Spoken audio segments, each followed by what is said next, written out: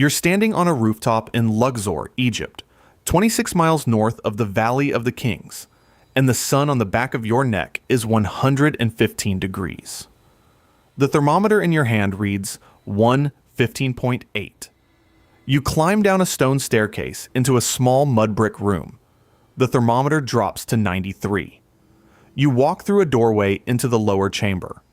The thermometer reads 81. No air conditioning, no compressor, no electricity, just a hollow tower on the roof, a narrow shaft running down the wall, and 4,500 years of physics nobody bothered to teach you. This $300 system cooled Pharaohs' palaces by 22 degrees in the middle of a desert summer. It worked before Greece named democracy. It worked while Rome was still a swamp. And in 1930, one corporation in upstate New York made sure you would never hear about it. I'm David Carter. I've spent 23 years documenting ancient construction systems across Egypt, Sudan, and Iran. After the last video, many of you asked the same question. What about cooling? What did people in a 110-degree climate do before electricity? So I flew back to Luxor, and what I found on the rooftops of a village called New Gorna is the same system carved into a tomb wall at Thebes 3,300 years ago. And yes, it works in your house too. Even if your house was built in 1975. Even if you live in suburban Phoenix, Dallas, or Tucson. Here's the number that changes everything. A wind catcher tower, a hollow shaft rising above a roof, open to the wind, has been measured to lower indoor air temperature by up to 22 degrees Fahrenheit compared to outside. That's not folklore. Peer-reviewed studies published in the journals Sustainability and Applied Sciences documented it across dozens of installations in hot, arid climates. Add a wetted clay surface inside the shaft, and the cooling effect drops another 15 degrees. The Egyptians called it the breath of the temple. We call it the malqaf. The word is Arabic, but the technology is older than the alphabet. Now, think about that for a second. Your air conditioner runs on a closed loop of chemical refrigerant compressed by a motor that pulls thousands of watts. Even the most efficient modern unit gets a coefficient of performance of about 4.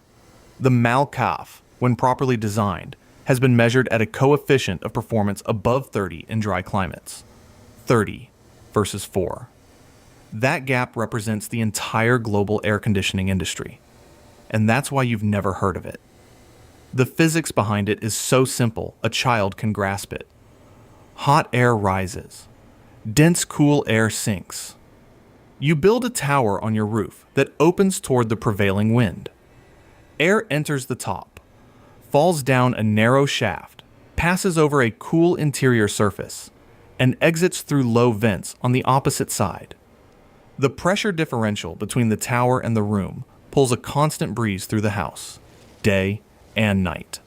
No motor, no electricity, no thermostat. Just the natural laws of pressure and density doing the work that your $4,000 HVAC unit was sold to do. The Egyptians did not read about this in a textbook. They figured it out the way they figured out everything, by watching the desert and building around it. In the British Museum, in a quiet gallery on the ground floor, there's a wall painting recovered from a tomb in the Theban necropolis. The tomb belonged to a scribe named Nebamun, who lived around 1300 BC. The painting shows his house. On the roof are 2 triangular structures, drawn in precise detail. One faces the prevailing wind, one faces leeward to exhaust the warm interior air. They are the earliest depicted wind catchers in human history, 3,300 years old. You can stand in front of that painting today, in room 61 of the British Museum, and look at the same engineering blueprint a desert architect used before Moses was born. But Egyptologists have traced the technology back further. Architectural fragments excavated from Deir el-Medina, the workers' village that housed the men who built the Valley of the Kings, contain stone fittings consistent with malqaf installations, dating to 2500 BC. That puts this technology 4.5 millennia before the first commercial air conditioner was ever sold. It cooled the homes of farmers, scribes, priests, and pharaohs alike. The temple of Hatshepsut at Deir el-Bahri, the palace complex at Amarna, the residential quarters at Karnak. Every one of them was passively cooled. Not one of them ever needed a watt of electricity. In 1945, the Egyptian government commissioned an architect named Hassan Fathy to design a new village near Luxor. The villagers had to be relocated from a site that was destroying ancient tombs. Fathy was trained in European modernism. He could have given them concrete boxes with imported air conditioners. He chose instead to study the houses of the fellahin, the peasant farmers, and to rebuild what had already worked for thousands of years. The village he built is called New Gorna. It still stands today. UNESCO designated it a heritage site. Fathy used mud brick, central courtyards, and malqaf towers on nearly every dwelling. Measured indoor temperatures during the summer averaged 26 degrees Celsius, 79 Fahrenheit, while outside temperatures climbed to 44 Celsius, an 18-degree drop with no mechanical system whatsoever. Then, in 1963, Fathy got a bigger commission. The government had discovered a major water source 60 kilometers south of the Karga oasis, deep in the western desert. They wanted a town built around it. Fathy designed New Bahris, a complete settlement with malqaf-equipped homes, a covered market with full underground ventilation, and water-cooled gathering halls he called salsabal. The market alone recorded indoor temperatures 15 degrees Celsius below outdoor temperatures. That's 27 degrees Fahrenheit lower than the desert air. No electricity, no refrigerant, no moving parts. And here's where it gets interesting. Fathy didn't invent any of this. He copied what was already there. The same system Egyptian masons had been building since the time of Khufu. In 1902, a man named Willis Carrier built the first mechanical air conditioner in a printing plant in Brooklyn, New York. His original problem wasn't heat. It was humidity ruining the paper. The machine was designed for industrial moisture control, not human comfort. But by the 1920s, the Carrier Corporation realized something. There were millions of homes in America. None of them had air conditioning.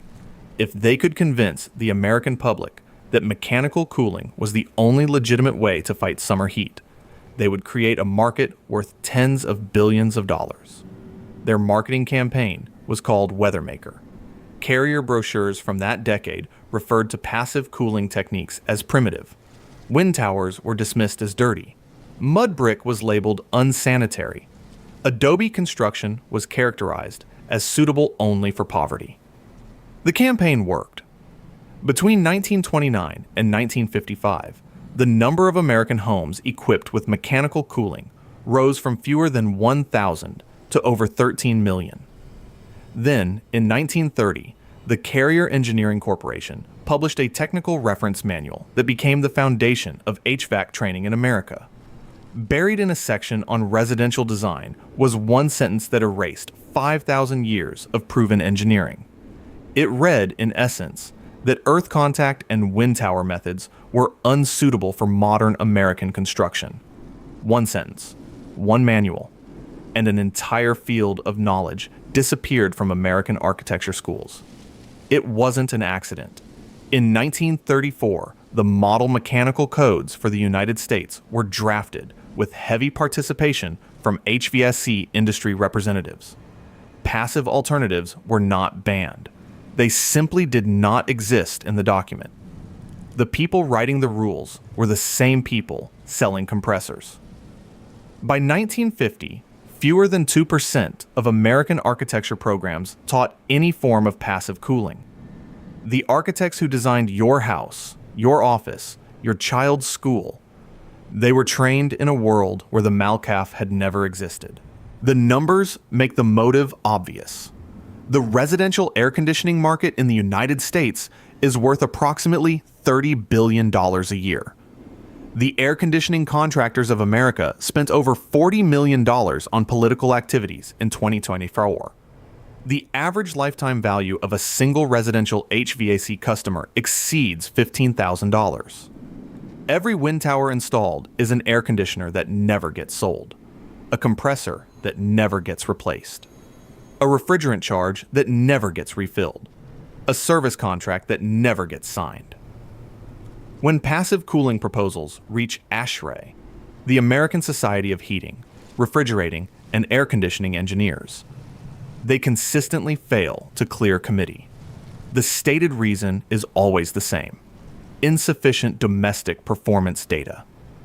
They say this while peer-reviewed studies from Egypt, Iran, the United Arab Emirates, and 20 other nations sit on their desks. Independent reviews of the relevant committee memberships consistently find that a majority of voting members work for HVAC manufacturers. The foxes wrote the rules for the hen house, and the hens never knew.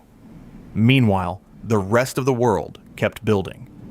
The Masdar Institute campus in Abu Dhabi, opened in 2010, uses 45-meter wind towers based directly on the Egyptian malqaf. It is the lowest energy commercial building in the United Arab Emirates. The Salam Center for Cardiac Surgery in Khartoum cools its surgical wards with a hybrid malqaf and cistern system. Construction cost dropped 28%. Operating cost dropped 72%. The system has been running since 2007 without a single mechanical failure. These are not experiments. They are functioning infrastructure. And your local building inspector has never heard of any of it because his licensing exam never mentioned it.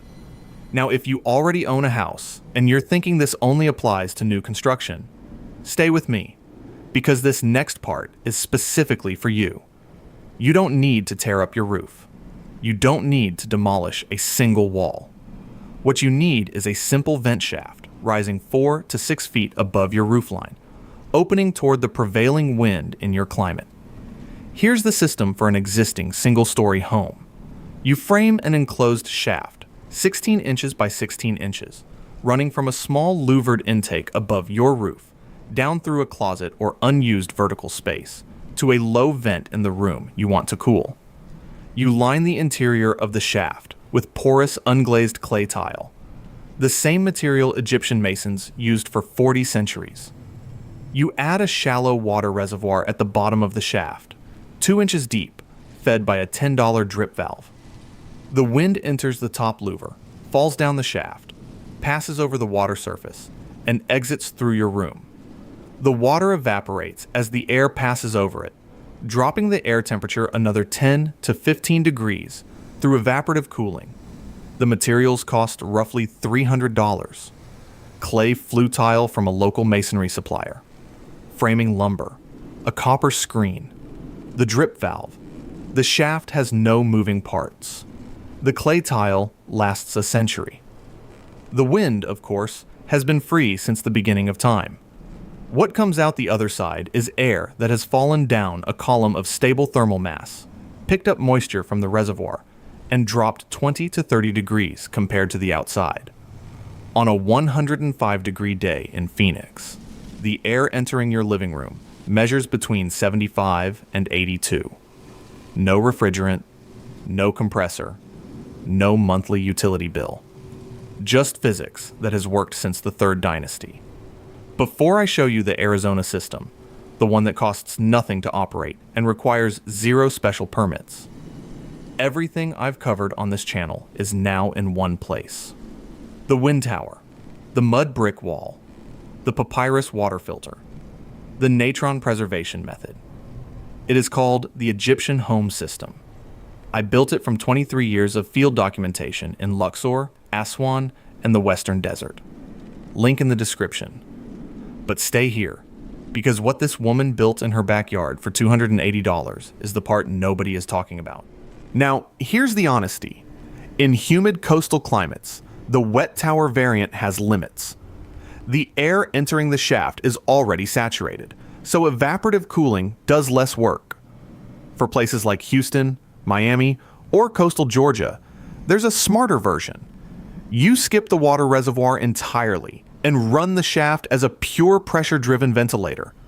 The cooling drop is smaller, about 12 degrees instead of 22. But the system still works year-round. And because the air isn't dehumidified by a refrigerant coil, your house actually feels cooler than a thermostat-controlled space at the same temperature reading. The technique I promised you, the one I found that almost nobody is talking about, came from a woman in Mesa, Arizona. And this is the part that made me drive 8 hours through the Sonoran to see it for myself. She lives in a 1,400 square foot ranch house, built in 1978. Standard track construction. Nothing special. Her summer electric bill used to run $390 a month for 4 straight months. 3 years ago, she built a malqaf tower on her flat roof. She didn't hire a contractor.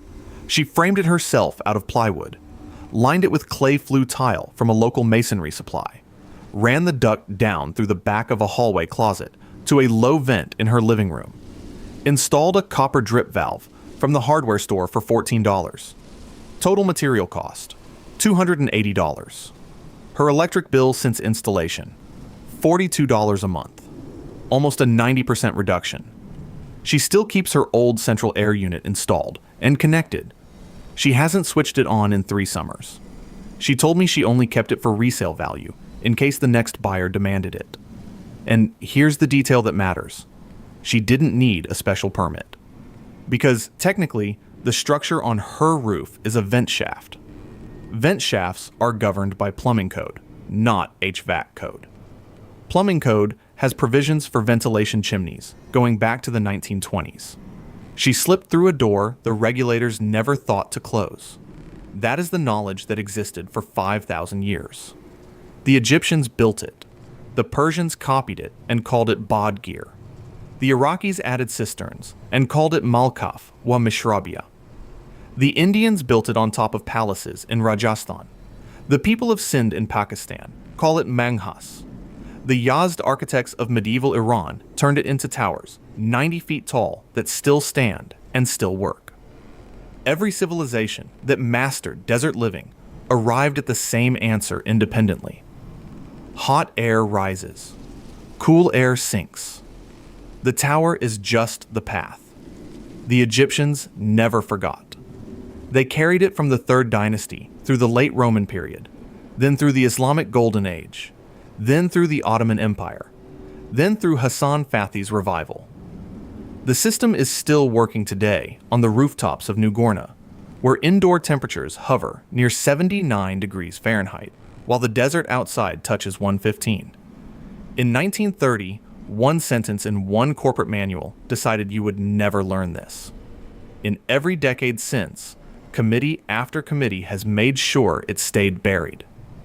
But the wind above your roof doesn't care about committees, or codes, or quarterly earnings.